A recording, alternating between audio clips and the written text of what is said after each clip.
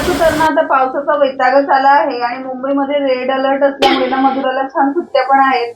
आणि आता असं मधुराला ना माहिती झालंय की झाडांना कधी पाणी द्यावं लागतं ते, आणि पाणी देणं तेवढं ठीक होतं, पण टेबल लावून ते फिल्टरचं पाणी वरती ओट्यावरून भरून घेत होती. आणि वैदेहीला मस्त अंघोळ झाल्यावर ना असं रॅप केलेलं होतं, त्याच्यानंतर तिचं असं मस्त भरभर मटकणं सुरू होतं.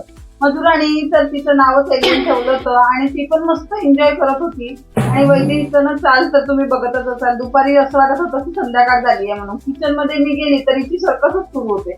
आता खरंच ती वरती चढू शकणार आहे का? इतक्या उच्चापती आहेत की बस, दिवसभर काही ना काही लागत असते, पण मस्त्या काही बंद होऊन नाही राहिल्या. मधुराचं वेगळं तिकडे सुरू होतं, सगळे कार्ड फेकलेले होते, मस्त बुक्स वगैरे सगळं फेकून ठेवलेलं होतं. संध्याकाळी यांना भूक लागली म्हणून ना चपाती रोल बनवून दिला. याच्या आधी मी याची रेसिपी शेअर केलेली आहे रोलची, त्याच्यामुळे ह्यावेळेस काही केली नाही. आणि ना मी रोल मध्ये जितक्या मला पॉसिबल होऊ शकते तितक्या मी भाजीच्या घालते. दीदी कुठे गेली?